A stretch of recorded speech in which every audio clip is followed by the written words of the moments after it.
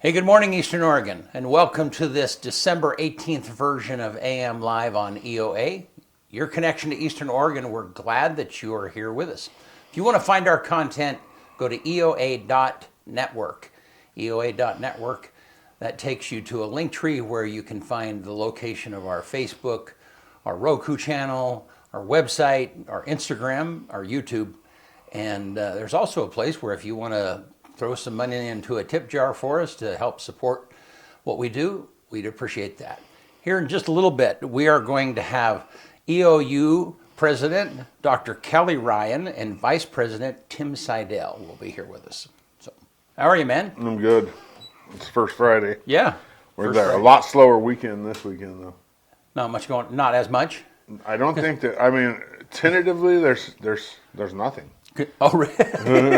after having two simultaneous tournaments last weekend. It's the week before Christmas, though, yeah. it kind of, Yeah. I mean, there is stuff going on, but I think it's all on the road this week. Are you doing anything fun for Christmas? No, I'm going with my sisters.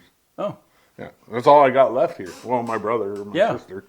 My parents moved back down to Vegas, so yeah, that would kind of be fun, but I'm not going to spend the money to go to Vegas for, try to. I think my kids are going to come for Christmas Day and the day after to my sister's house, and we're going to eat, and it'll be fun. Cool. Yeah.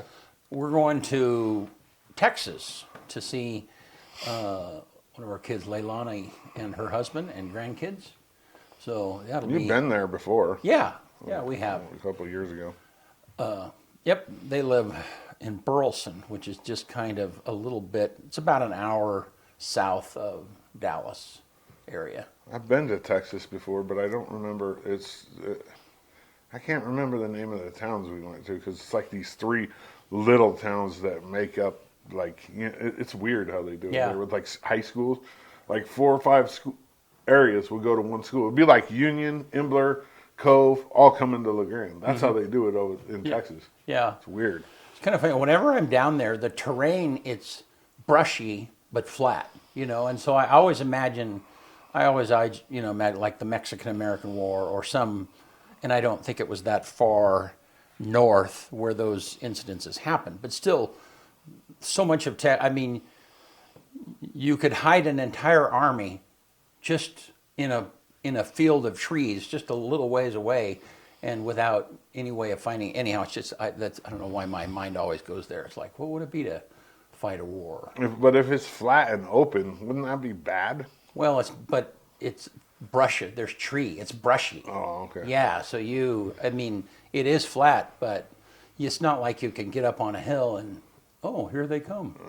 So I don't really think about wars very like fighting in wars too often. That's kind of you might need to go see the therapist. When you go to San Antonio, which is where the Alamo is, it's like. Yeah, you. I don't know. That's where my head goes sometimes. Hey, Davy Crockett. Yeah. The Alamo. All right. Hey, you want to do? Let's do it. Yeah. Change the topic. AM Sports Report brought to you by Hobby Habit. The Traxxas brings back the glory days of monster truck racing with the new Bigfoot 4x4. Equipped with BL2S brushless power and Traxxas the toughest 4x4 drive line. Get a free battery and charger added to your purchase on the model, which is a $60 value. Hobby Habit, 411 First Street in LaGrande, just for the fun of it. LHS boys basketball beat Mac High 67-24 on Tuesday night, and then they turned around and beat Nissa last night in a back-to-back home game, 60-52. The game last night was interesting. We were down by 14 in the first half. And they just kind of turned it around. The Nissa coach got thrown out for arguing, and it got kind of nasty at the end. But I think he was doing it to try to get his team motivated because we went up by like 12. They got back within like 6. We ended up winning by 8. It wasn't a perfect game for the boys, but man, they look so much better. They are currently number 8 in the OSAA rankings and number 10 in the coaches poll. They go to Nissa next Tuesday, so back-to-back Nissa games, which is 3A. That's the shame about the 4A structure and where we live in Eastern Oregon. to get games, we have to play teams that are in a lower division than us, and I hate that. The LHS girls basketball team is 5-3. They sit at number 8 in the OSAA rankings and number 10 in the coaches poll as well. They went to Mac High on Tuesday and won easily 55-23. They head to Nissa this weekend for the Nissa Christmas tournament where they'll take on 3 Idaho teams. That's always weird when you go to a Nissa, Oregon town. You don't even play them, and you play 3 Idaho teams. But I think that's better for our girls. If they can get better games against Idaho than 3A schools here in Oregon, play Idaho. You know what I mean? You're only going to get a certain amount of league games, and you may as well find the best games you can outside of that. The men's and women's basketball teams are both heading to Washington this weekend for EOU. They're going to play Evergreen and Northwest. The men are 7-3 and 2-0 in the CCC. The women are 10-0 and 2-0 in the CCC, and finally, they should have been in the top 25 a while ago. Angie holds them out on purpose, and it's a common tactic. She's the raider for the conference, so what she does as the raider is say we're not as good as we really are, and holds them out of the top 25, because once you get in the top 25, you kind of get a target on you, and I mean it's a tactic, and it seems to work. I mean, a lot of coaches do it when they're the raider for the conference, so it's not like anybody knows, it's not like a big surprise to people. EOU men's and women's track are both off until after the holidays, as well as EOU men's and women's wrestling. AM Sports Report brought to you by Hobby Habit. Best place in town to shop for Christmas gifts, from advent calendars and Legos to Traxxas RC cars and disc golf supplies. Hobby Habit, just for the fun of it. All right. Thanks, man. Good stuff. Yeah. Quick one. Let's take a look outside. And yuck. It's one of those days. Yeah. Yeah. Somebody came into the studio and they go like, it's starting to snow. I bet you them snow bunnies are happy though, because it's supposed to be like skiing. Yeah, I mean, there's you can see some flakes there. So, and it looks like snow out there in the valley. So, give us that graphic, Bennett. So 41 with snow today, down to 36 tonight, and then you can see there it looks like it's going to be cold tomorrow. Yeah, looks like we're going to have precipitation for the next several days, which is maybe some of that will accumulate. Just for Hopefully not. Well, I mean, it only says snow for one of the days. Yeah, but I know, but I'm still hoping it accumulates for you. Okay, well. I just want to hear you whine. I hate snow. All right. Well, hey, we're going to take a quick break, and we will be back with our EOU guests.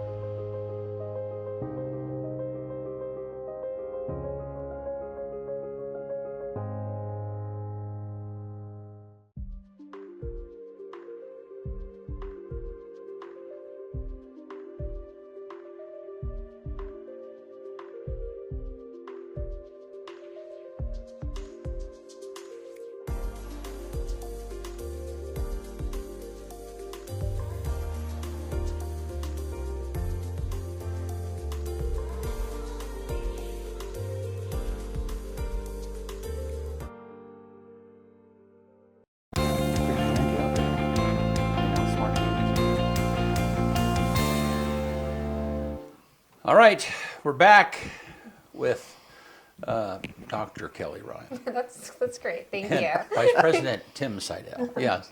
Glad you guys are here with us. Davy Crockett. Yeah. That's what's been in my head since you're Since dying this show. to just get that out. Since I said that. Yes. Yeah, yes. So I think you all can guess who came sing-songy into the studio going, it's snowing out there. Yeah. It's nice. It was great. No, yeah. So it's funny because I listened to a podcast of Old West stories, Oh, and it covers, this guy covers the lives of people like Davy Crockett, and Oh. stuff. And yeah, it's super interesting. So- Well, no wonder you're having these martial memories when you're visiting your children. Then yeah, that's right. it's already there. Well, it is super interesting because I grew up in Wyoming, and a lot of those Old West stories happened in Wyoming and North and South Dakota, and I mean, so it's kind of interesting. Yes. It absolutely is. Yeah. So when they talk about like, they went from the Black Hills to Cheyenne, Wyoming, and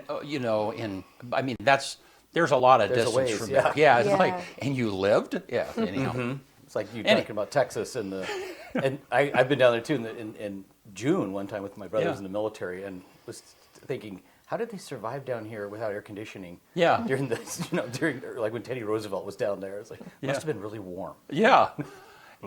San Antonio was totally off the topic. It's really. Have you been there? Been there I before? haven't. Yeah. No. They have. I mean, they've done there's a canal that runs through Yeah, San it's pretty Antonio. neat.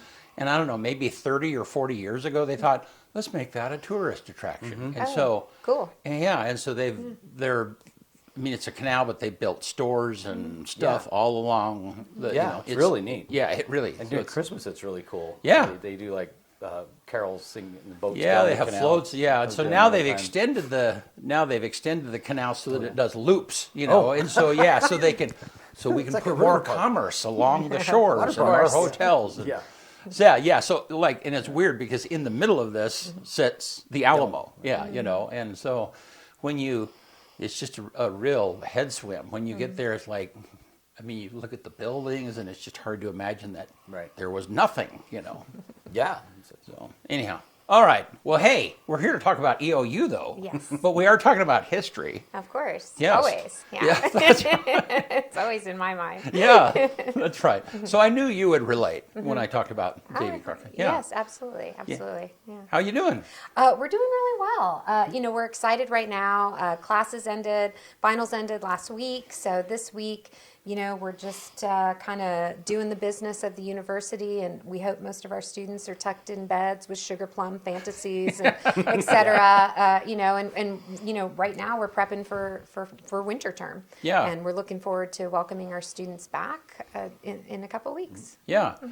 So, Tim, are there times where, because your area is vice president, it's PR, public relations, and all the- advancement, and anyhow, your area is a little bit separated from the academic day to day.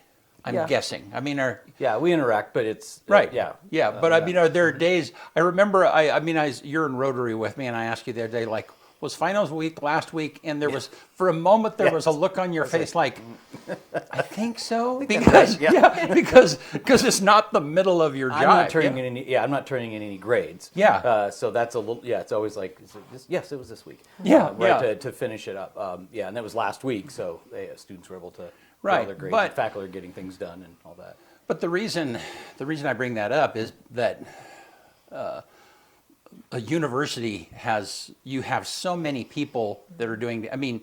You're there to teach kids and you're there to educate them, but there's a whole ton of stuff that has to be done in order to fulfill that purpose. Absolutely. Yeah. You want to talk about that for a minute? Yeah. I imagine when the rest of the university is kind of thinking about finals, Tim's thinking, okay, short sessions happening in a few months. I need to, him and I were meeting with Bobby Levy last week, and he's setting up meetings with Todd Nash, right? So there's that advocacy side of the university, and that's really where Tim sits. And Tim's also a component of that larger thing that we hope to kind of discuss with you today, which is how important our community is to us. We really view ourselves as an anchor institution in our community. We want to help in myriad ways, oftentimes people using our facilities or coming to athletic events or arts, but we also really see ourselves as integral to the community wellness. And so we hope to share with you today some of the ways that that's happening, and it feels particularly opportune because it is the holiday season and all that magic that happens. Yeah. One of the things I was most eager to share right at the top was every third Thursday, individuals in our community who need to get access to food can come to campus. Today at 1:30 p.m. in Hoke, our student building on the first floor, anyone from our community, including our own employees and students, can come and get access to food. And it's really high quality food as well. So we really encourage people to open their eyes to some of the stuff you may not think of when you think about EOU. And one of the ways that we really hope to do well is to help people who are in need. And so that's one of the ways that we hope to support community. So tell me, what will they experience if they come? I mean, do you have food sit on tables and they shop, or I don't know what? Tell me what's going on. It's a pick and choose. You know, usually we do our best to offer fresh fruit and vegetables because that is an area of urgent need. People kind of want less processed food as much as possible, but you can get access to those items as well. We try and really be fruit and vegetable forward, and they'll be able to grab a shopping bag and pick items that they need or desire. And no one's going to check your income. No one's going to ask if you're fit or suitable. If you are hungry, we are here for you. So. And where do you guys get the food? We get it from our distributor, the Fresh Food Alliance, right? And we work with several community partners, including the food bank, to always make sure that EOU, as an institution, that you could walk in and be able to grab something if you're in need. And then for our students, we really offer these kinds of services all year round. We have food pantries situated throughout the community where students can grab a snack, or they can, grab a butternut squash. I don't know why I chose that. Some fresh bread, whatever they need to help, sometimes our students are young and poverty and age do actually go together very often. And so having access to extra items to get through the week when they're working and going to school is really critical to us. And we've been supported by Wild Horse and STCU, our newest bank in our community, to help us be able to deliver food like that to both students and community. Cool. Yeah, it is cool. Yeah. So do you personally like being a part of those? I mean, yes. There's some energy that I feel coming from you that sounded very mystical, but it's magical time of year. Right. But I mean, is that rewarding for you personally? Absolutely. I mean, I think that there was a time when college presidents were faculty, get your grades in by Wednesday at noon. But I think that much more so the role now is about being part of community and seeing what needs there are and helping to deliver on those, understanding that I have an important role in this community, not only to educate students and make sure that our businesses have talent to help support, what's needed, both, socially, behaviorally, our nonprofit organizations, our businesses, but it's also my job to make sure that EOU is well ingrained, well intentioned, and doing the work that we can do, that we are able to do. Yeah. Cool. Yes. So So what else is going on? I mean, let's talk about Christmas stuff for a minute. Yeah. So because the music department just did their Christmas thing not too long. Yeah. And we had Handel's Messiah on Sunday, and then they just had 2 excellent concerts as well. It always brings in a ton of community. Yeah. People really love coming to EOU to celebrate the holidays, but they come just as much in March as they do in December. Right. We really try and bring the spirit. We just had our own campus holiday party just after Thanksgiving, and one of the things we do within our community, in addition to the food, the preparing food and sharing food with others, is we do a gift drive. So one of the things that we just recently did, and I posted on my LinkedIn, is we asked one of our community partners to give us lists from children in need and parents in need. And each of our community members, each of our EOU faculty and staff, chose tags, and we filled every single child's wish. We found out yesterday. Every single child that had a request was fulfilled by EOU, and they came and picked up the goods yesterday. And I am delighted to say it took them 3 trips to bring this incredible bounty. And some of this is real items of need. I mean, among the things that arrived in our office over the past couple of weeks, one was, a car seat. that's critical, right? That's Right. critical. But there was also fun stuff. Every child deserves some fun and some joy. And Right. so there were plush toys and magic books and just helmets and bike helmets for the little tots. Some had even little. It was wonderful to see our community overflowing with generosity in the ways that that's really at the core of who we are. One of the things that I appreciate about EOU, and you mentioned it earlier, is the facilities that are resourced and that are available there for the community. And I mean, Rotary, we had our Christmas Luncheon. there, and then we streamed the Messiah, which was the Messiah Choir and Orchestra, which is a community choir, at McKinsey this last Sunday night. I mean, there's a lot of opportunity for people that are looking for facilities that are available that they might not find anywhere. Do you want to talk about that for a minute? Well, there's a lot of facilities, right? We're universities, so everything from lecture halls to performance centers like the McKinsey Theater to Quinn Coliseum, where we have all of our athletics, a lot of our athletics events, the field house. So there's a lot of places on campus, and you can have a wide array of small group to large group meetings. Yeah. We have the Gilbert Event Center, which has hosted the LaGrange High School prom and major banquets for companies in town, and then the just outdoor space in itself is a welcoming spot. It's neat to go up there and see people on the weekend playing disc golf, because we have this large disc golf course on campus, and just walking around. People bring their children up to ride their bikes around campus. So it really is integrated into the into the campus and this community are integrated, and it's hard not to see that. It's just really part of one and the same. So those facilities, you can check those out on our website if anybody ever wants to, gosh, what could I, is there space up there I could rent for an event or something like that? And then we host a lot of those activities because that's part of us helping support the community and giving back and making sure it's accessible. Well, it's a great place Yeah. to take pictures too. Yeah. Yes, yeah. It really is. Gorgeous. Like if we you're, my senior pictures were taken on the stairs, and I make my kids go up there and you see those all the time. It's really neat to see at those numerous spots. on Yeah. people on Facebook and things. And we did their high school, and there's at the Stenard Garden or on the Grand Staircase or somewhere else on campus. It's really neat to see those. Yep.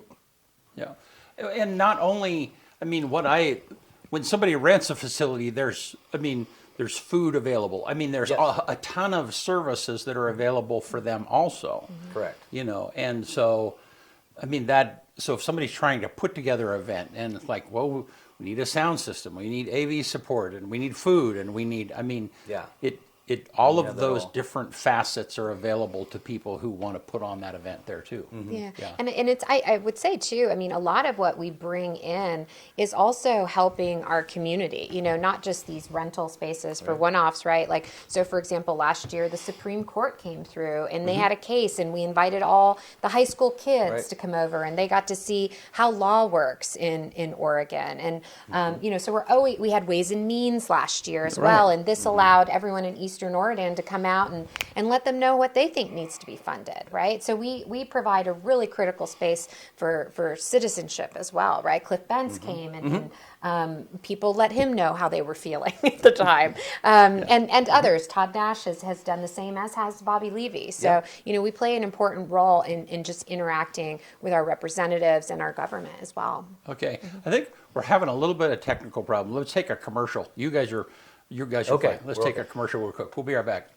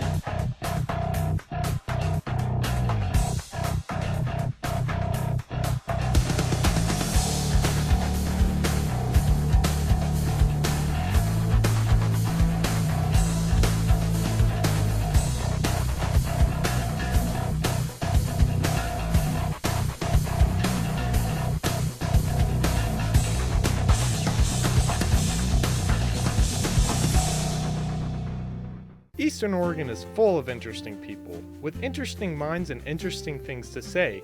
Here at EO Live, we're committed to connecting you to these intriguing people with EO Talks. We let our special guests share their ideas and life experiences with deep, open, engaging, and inquisitive conversations. You'll also be informed in depth on some of the most recent and relevant events, issues, and more. EO Talks on EO Live, your connection to Eastern Oregon, now on Roku. Need something to watch while you sip your early morning coffee before work? Tune in to Eastern Oregon's only live morning video talk show, AM Live, right here on the EOA network.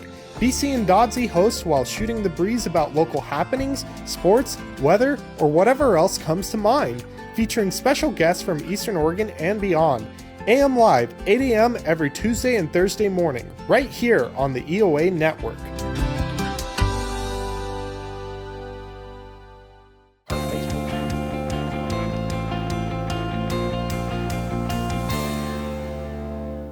All right, we're back.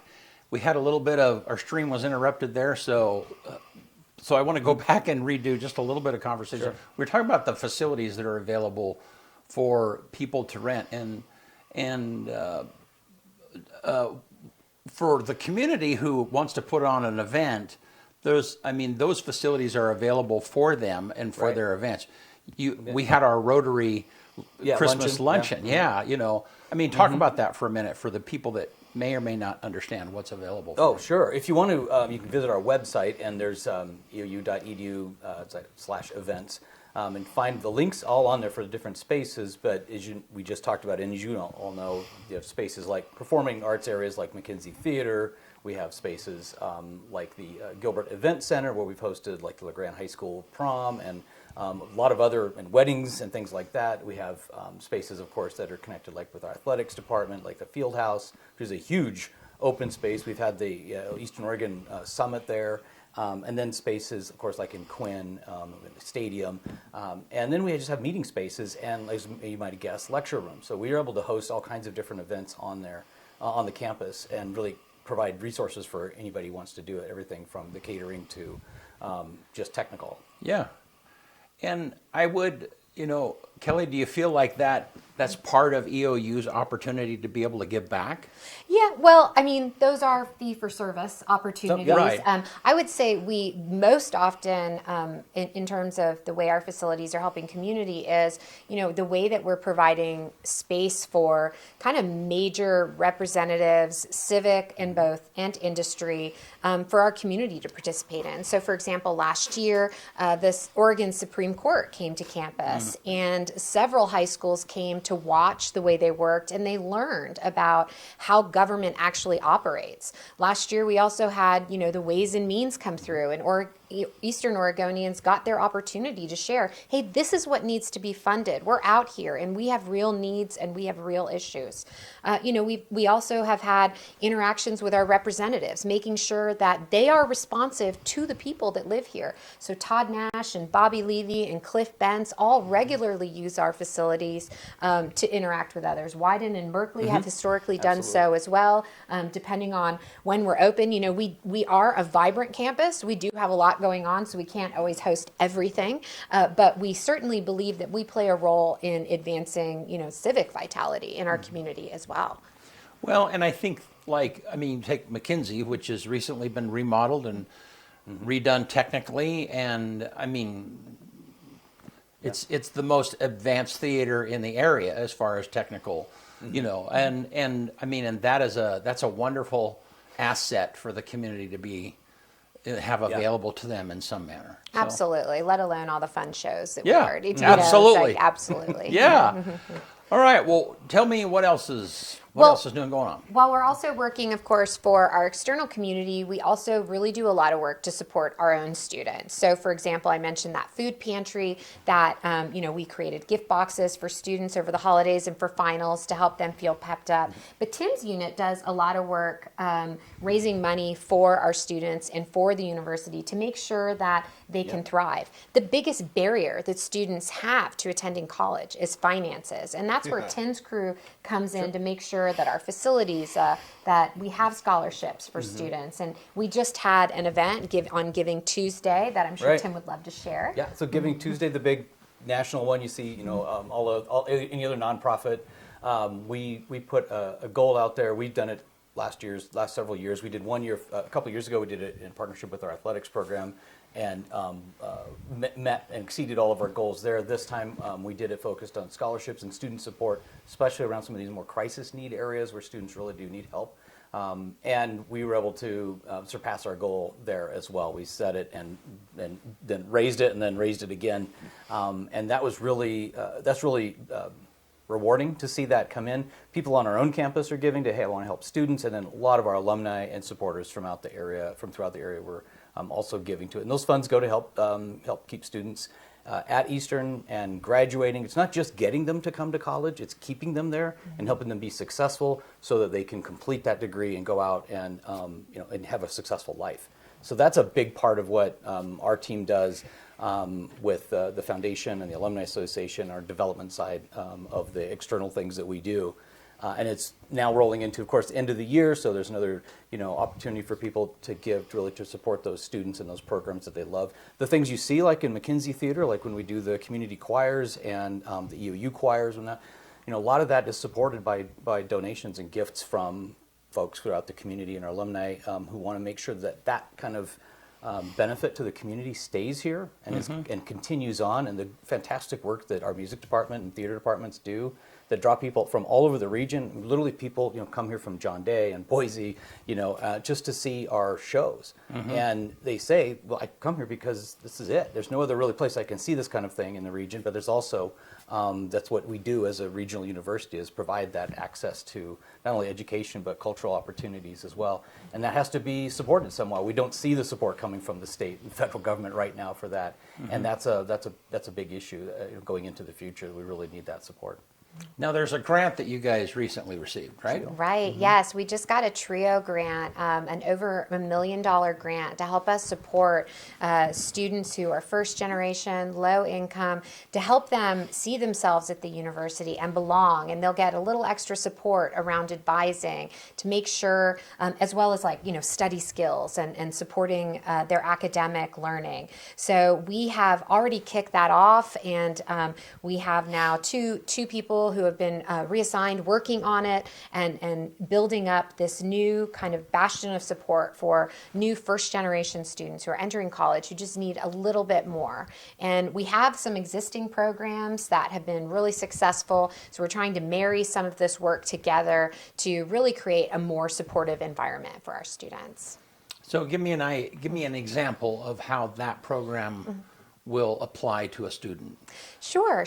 So let's say you are a student from LeGrant and you have decided to attend EOU. Your parents maybe didn't attend college, and of course there's nothing wrong with that, but you see something different for yourself, right? So you decide to attend EOU, and you're going to start your year in a summer bridge program where you're going to learn about all the academic supports that are available to you, tutoring. You're going to learn about class schedules. You're going to learn about financial literacy. You're going to learn about how to deal with roommates, right? Right. And then once the school starts and you start taking classes, you're going to have someone who checks in on you regularly, who reaches out and says, hey, can we get together? As you're going through the semester and you're taking your first test, we might have a study session designed just to help you figure out, how do I study for a college test? How do I demystify that? How do I reduce anxiety around test taking? I still get anxiety around test taking, right? You were talking to me about asking me trivia questions, and I was like, please don't. It's scary, right? And so, these are the kinds of things that we'll do for them, but they'll also be part of a cohort, right? Of students like themselves who are integrating learning, and they're building community along the way to make sure that they're successful at the university. Cool. Yeah, it is cool. That's great. They had a good sports season. I'm going to pitch this. Yeah, they to did. Tyler. Yeah, first in All Sports Cup. Right. I don't think they call it the Cup. I think they just call it All Sports Standing. Yeah, not anymore. Yeah, talk a little bit about that. Well, I believe that the things that I've been saying are true.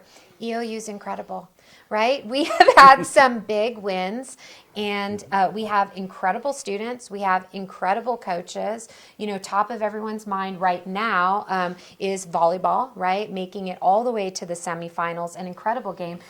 Tim and I were actually in Portland at the time, doing some business there, and we were at a networking event, and we're just like running over to Tim's phone. How's the team doing? An incredible year. Coach Kaki Moorhead is obviously an exemplar, coach exemplar, winning two Coaches of the Year nominations. Students also All-Star, regional All-Stars.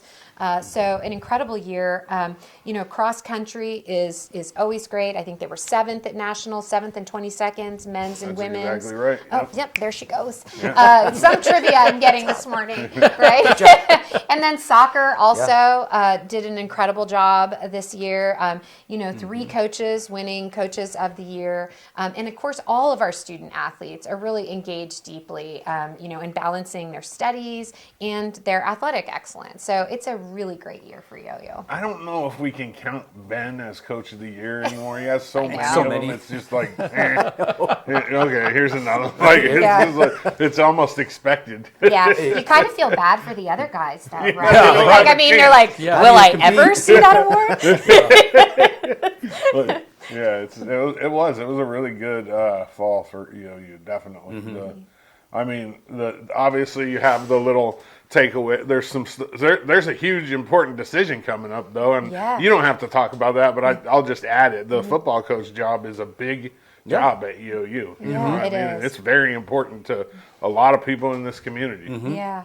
And we're so grateful for the way that Tim Camp has filled that role. 52 of his students were academic all-stars, and that's incredible. And he has turned boys into men through that 100%. program. So we're so grateful to him. We've already started receiving a ton of applications. So That's good. people are excited about the role, and we're excited about the future. That's awesome. It's another one of those campus community connections. I'll tell people, if you want to come into a football game that's before classes even start, right? Because we play some of these semester schools, so we're having games like in mid-September. Yeah. And people say, "Was anybody show up for us?" I say, "Yeah, come on up and check it out. The stands are full of community members because they love to go out and watch the games. And what a more beautiful setting, right? Whether you're up there for a LeGrand High School football game or a soccer game, or you're up there for an EOU football game, just on a clear day, it's just gorgeous. We love having people come up and they just stop, especially if they haven't been there before, and are just blown away by the views, the quality of the facilities, and then just how great the teams work. Yeah.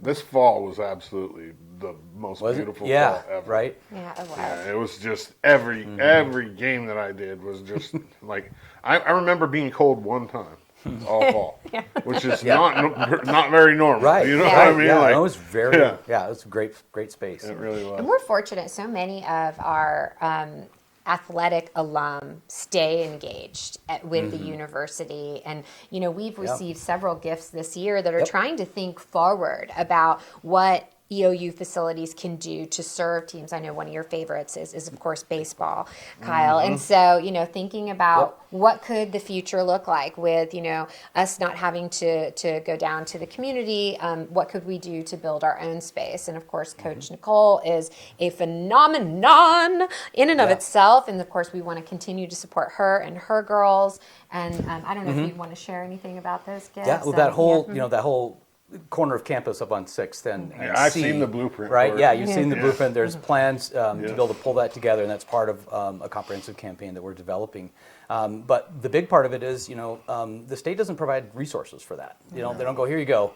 We can get some monies from them, but a lot of it is going to come from folks who want to support what we're doing and see the growth out there. And we've had some fantastic alumni who've stepped up and said, I want to make sure that happens. So I'm going to help support that. And again, that's for literally we're talking about facilities here. So we want a competition level field. Yeah, we need to be able to host. Right? We need to be able national to host games. national games. It's that simple. And we need to fix up our softball field. The softball team does an amazing job, and our facilities crew do an amazing job trying to take care of that. But there's a high water area up there, so we need to fix some of that so that the team can play there, particularly in the early spring. As a lot of alumni around here know, and people have been, there was a reason for years it was called Snowflake Field, our original baseball fields, because it would snow while you're up there playing, early March. I've played April. baseball in the Yes. snow on that field before. So there's something to be. It's same with our football field. We had to get to a turf field because we can use it now. And then look at how many other teams are able to host people playing from all over the region. These small teams can come up and play, as well as we can host conference and playoff games. But we need to get that baseball field produced and set up. So that's in the plans. That's definitely what we're working on, and that gift and others that we're looking to have come in will help us make that happen and bring that to fruition. And how fantastic it will be to have baseball back on campus. Yeah, a great example of that is when you're competing on a national level, you're nationally ranked. Mm-hmm. It's a huge disadvantage to have to start your home games a month later than everybody else. Right.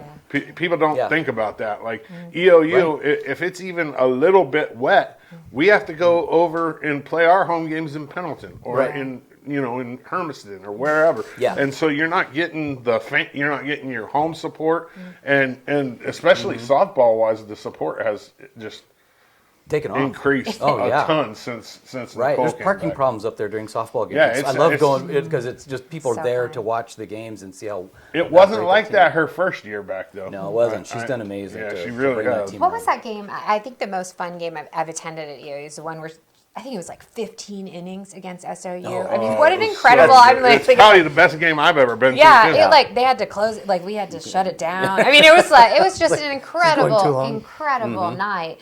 And speaking of facilities, one of I think the highlights of this year athletics too was that partnership we had with LeGrand in hosting volleyball and our own team playing that evening, plus all the teams playing at LeGrand, playing at EOU. I mean, Yeah. I think it really goes to show you how we are really embedded in community. We're hosting high school at our collegiate facility. Yeah, what great exposure for EOU Right. volleyball too. I mean, you have Yeah. high school girls coming; they're going to come watch. Anybody that's not playing at that time, which is none of them because the court was being used. Right. So, how many high school girls came to that game and got to watch Khaki Hundreds. and the ladies play? Right? Yeah, and play too, and then say, Yeah. "Ooh, Maybe I could want play to here." go. Yeah, there. exactly. At the same time, I will say, I hope they already know. I think We they are do. doing so I mean, well. we They better know. Khaki already had at least 2 of them signed in that. Yeah. game, Yeah, so, you know I what I believe mean? Like, it. Yeah. But still, there's a very special thing that happens when you're on a campus, maybe for the You're very right. first time, or you're on a campus that you haven't been on. Yes. It's like, I mean, I mean, you know it. You just, Yeah. it's a feeling that you cannot duplicate any other way. Yeah, and you know what? If you look at like enrollment funnels, which you wouldn't want to do because that's not probably an area of interest to you, but that's one of the kind of linchpins to whether or not someone attends a university is have they been on the campus. Yeah. Once they're there, they get to meet people. They see what we have to offer. They see that we have world class faculty. No one's going to care about you quite like our faculty are. It really makes a difference. Well, and you, as a student, you're able to visualize yourself in that environment. Yes. And you can't do that without being there. right. It's like, I don't know. When I go to a trade show sometime and it's technological and stuff, and it's like, I see a peak of ourselves or us in that environment, and it expands your possibilities, your mind. So anyhow. Yeah, and that goes back to why it's so great to have. We forgot, mention that we'll have like the FFA kids, students from all over the region. Right. The FBLA Yeah. groups will come to campus, and that's just another set of students who get an opportunity to come here. Some of them they've been here multiple times, and so Right. it becomes part of like, well, of course I want to go to Eastern. It's a lot more comfortable for me to be up there. But if they can see themselves in that space, and we know from our research and students and our admissions folks that if they can get students on campus, they get here. It's wow, this is amazing. Yeah, probably your best marketing tool. Yeah. It really So is. One of the beautiful. top ones. Well, and the Shrine Kids during the summer. Right. I mean, There's another again, one. a perfect example. And you've got a great story about a kid needing some cleats and Oh yeah, and Tim Camp story. yeah. That just talks to his character a little Yeah. bit. This was maybe 3 or 4 years ago, and the community is kind of had camp. They're torn about him, right? But the thing that separates him from as a good coach to me is how much he cares about the kids, right? Oh yeah. And there was a kid that was from the west side of the state. He was practicing. His cleat tore apart, right? You're 4 hours from home. You don't have backup cleats. I call, within 15 minutes, he had me a pair of cleats for that kid. You know what I mean? Yeah. It's just like, Beautiful. that to me is like, I mean, you can't replace that. That's small it's school really hard athletics, to, right? Yeah. And all of our student athletes are kind of behave that same way. They're, doing thousands of community service hours in our community as just part of their, what our coaches train them to do is just make it a daily habit, make it a monthly habit that you are giving back. And that's part of character development. That's part of that transformational experience. Yes, you are going to learn how to work hard and you're going to learn new material. But at the same time, we're forming characters. Right. champions of character. Right, and when we talked about camp turning boys into men, Yes, and yeah. I think you said 50 of those 52. kids over the years, Yeah. are, I don't know, what was that description? Academic academic all-stars. Yeah. I mean, that's it's not just that will about, stay with them forever. Oh, yeah. That will be a part of their kids. I mean, That's right. that's generational change. It really is. Yep. So, the Oregonian wrote an article, right? Not Yeah. too long ago. Yes. Yeah, talk to us about that story. Yeah. Go ahead. This is great news for EOU, and this is great news for Oregonians, right? So the Oregonian wrote about what is the impact of college right now. If you listen to your basic Twitter feed or X, or YouTube or TikTok, people are going to tell you that college isn't worth it anymore. Well, guess what? It is. What they did is they studied the wages of those with high school who stopped out at high school and those with college degrees, and there is a 70% differential. A 70% differential between a high school diploma and a college degree. And I think what is critical for folks to understand, particularly in this community, is that EOU is among our top performers in wages. So often when I'm out in community, people will kind of ask me questions that lead me to believe they think that EOU is like a second-class institution, right? But no, actually, we're second in income for our students who graduate across the state among all 7 public universities. Only OIT, which has engineering degrees, are undergraduates earning more than students at EOU. What does this mean?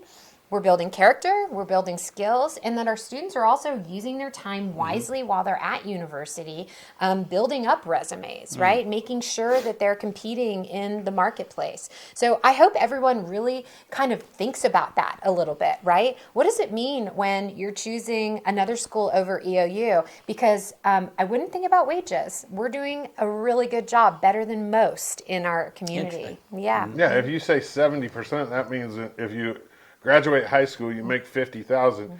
You graduate college, you're making 85. That's right. I mean, it's that simple. Yeah.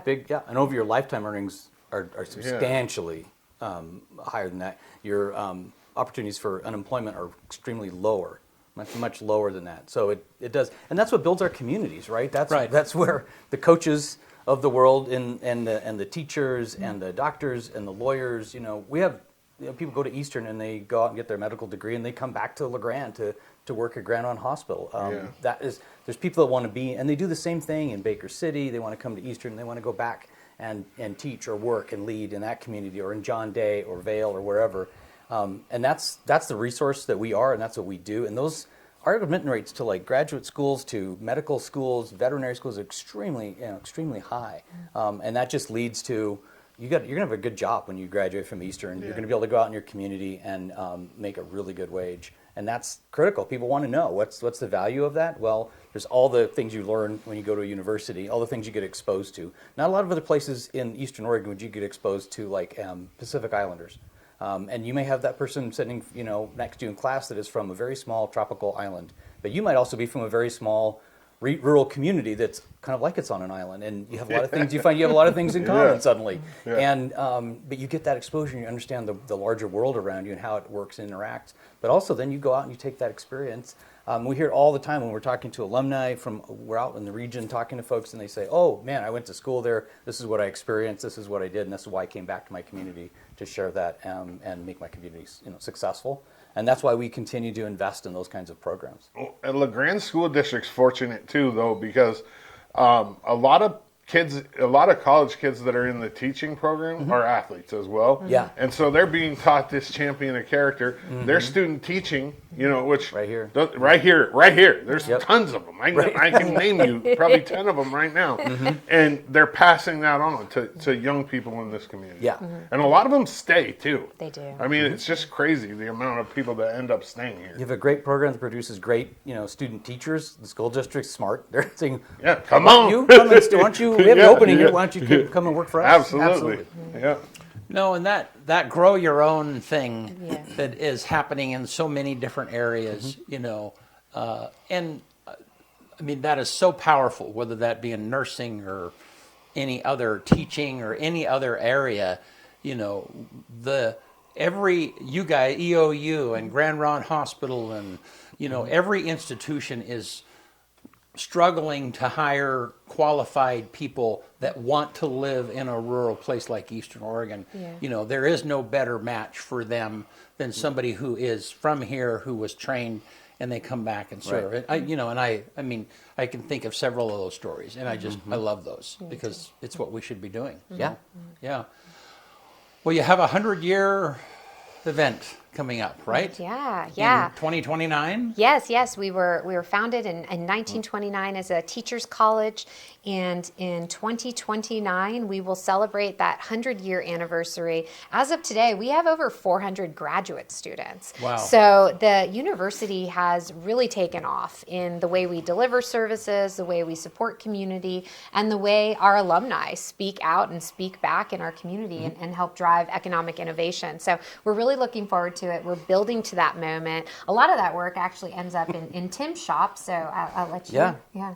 It's people say, "Oh, that's like several years off." Why do you? Well, you need to start planning for these things now. You do. And that's what we're really. The president's been like, we need to. Let's get. Of course, history doesn't hurt. Have somebody who understands that stuff really well, and so we're putting together a campus-wide team to help plan all those activities. We have fantastic assets already with some just wonderful people around town who've really done a great job of even just taking photographs. And then we have these archives, and they're in the archives. We now have the archives for the old LeGrand Observer that are over time, and you would get, there's tons of photos and things like that in there. But also just the history of the change and the shifts, right? We were doing things like training pilots in World War II, up at the LeGrand, at the campus, right? And then those people were going off and leading, the United States in a major, World War II. But then we also have done, really innovative things as well, like expansion of our science center and into our STEM programs, and some innovative new programs like our health and human performance. It's people don't even realize that we've had Olympians on campus to work with our faculty because they're that good. And so those kinds of things we want to bring forward in this celebration of really where we've come from. We were all in one little building in 1929, an in-law hall that had everything in it, from the president's office to a small gymnasium, believe it or not, to the teaching classes and the band and the art department, and everything was in there. And we slowly expanded out, and that has been something that's been that growth that has been really about what we're doing. We started out as a teacher school. Yeah, Eastern Oregon Normal School. That's right, Eastern Oregon Normal, and then went through all those fun changes. Eastern Oregon College, Eastern Oregon College of Education, Eastern Oregon State College. That's when I graduated, it was EOSC, and then changed to a university, an expansion and growth of our programs. So we want to celebrate all that, but it's important we look back on that history and what's taken place there. We've in our upcoming magazine that we're going to be publishing, we went out and talked to some of our our faculty emeriti, that retired, and what they were doing now and what they remember about campus. And it's interesting that they all talk about the same thing, and it's that sense of community. They talk about it was that sense of community with the university, with the town, with the students that they served, and with their own faculty peers, and how they see that still happening to this day. And that's, I think, part of it. Probably an underlying theme is going to be really about community. And as we, move closer and closer to the centennial, we're going to be kicking off a campaign to fundraise for the university to make sure that its future is just as bright as the history, making sure that we have funds to innovate, that our students are supported in their financial journeys to fund their degrees, and that our facilities remain top-notch in a state where, again, 46 in the nation, it's just quite simply not cutting it. And our students deserve more, and our community deserves more. I want to give a shout shout out to one organization that I had the pleasure of meeting with on Tuesday, who are just huge boosters of EOU. On Tuesday, I was delighted to be part of POU's holiday party. These are women, there's 3 chapters in our community who have been donating year after year, supporting individual students at EOU in their financial journey towards getting their degree. And we just had an incredible night talking about where EOU is now versus when many of them went there, but also their hopes and dreams for the university. Yeah, what we're doing now is great, but we can do even more when we're funded adequately. So we're really looking forward to the future. Awesome. That's awesome. Yeah. Thank you guys for being here. Yeah, Absolutely. I appreciate it. One more thing. So this afternoon at 1, you might pitch that one more time? Yeah, at 1:30, please 1:30, join us yeah. on campus in Hoke, which is our student community building on the first floor. If you're in need of food, Fresh Alliance will be there distributing food for you. And please check out our website. We're often doing these foods. It's every 3rd Thursday of the month, and we are here for you. Thank Excellent. you. Hey, thank you guys for being here. Yeah. Want to get us out of here? Yeah, on this day, December 18th, 1787, New Jersey becomes the 3rd state to ratify the U.S. Constitution. 1799, on this day, George Washington's body is interned. Is it interred or Interred. There's no N, huh? Yeah, That's no, weird. yeah, it is. At Mount Vernon. 1839, John William Draper takes the first portrait photograph of a woman's face in the United States. 1917, the 18th Amendment to the U.S. Constitution authorizing prohibition of alcohol is approved by the U.S. Congress. 1966, on this day, Dr. Seuss's How the Grinch Stole Christmas airs for the first time on CBS. 2009, James Cameron's Avatar, starring Sam Worthington, Sigourney Weaver, is released in the U.S. It becomes the highest-grossing film of all time. The number 1 movie in America on this day in 1985, Rocky IV. And then I picked a history quote because the president's here today. It comes from Edmund Burke. Those who don't know history are doomed to repeat it. Well, I must be doomed to repeat history. Those who don't know history are doomed to repeat it. All right. Hey, thank you guys for being here. Thank you for having us. Yeah, always a pleasure. And thank you guys for joining us. We'll see you soon.